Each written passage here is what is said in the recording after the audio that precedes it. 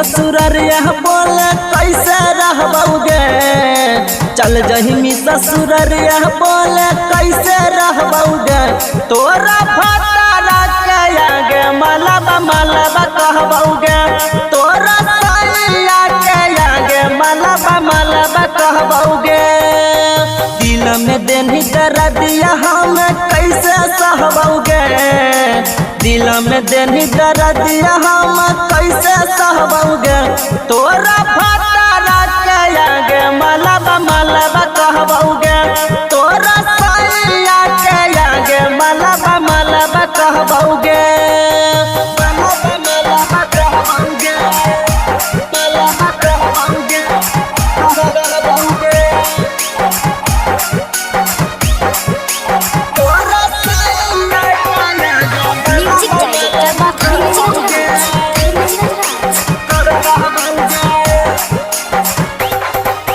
तोरा बिना लगई नहीं छौड़ी हमर मान गे।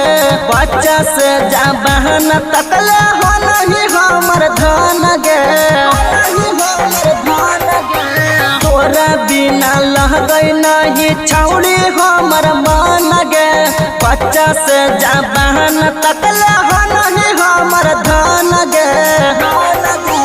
आबे न भिरिया छौड़ी तोरा तोरा में धरबोगे। आबे न भिरिया छौड़ी तोरा तोरा में धरबोगे।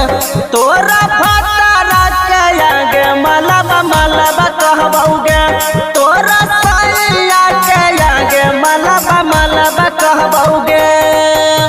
मलबा कहबोगे। मलबा कहबोगे।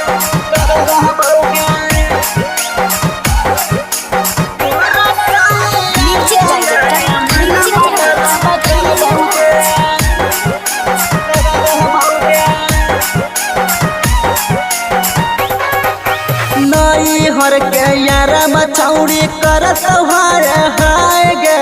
ससुर में पाहुन मछौड़ी करत बाय बाय गे। नैहर के यारा मछौड़ी करत हाय हाय गे। ससुर में पाहुन मछौड़ी करत बाय बाय गे। हमरे नाम रोहित बछौड़ी नजर न आइबोगे। हमारे नाम अंकिता बछौड़ी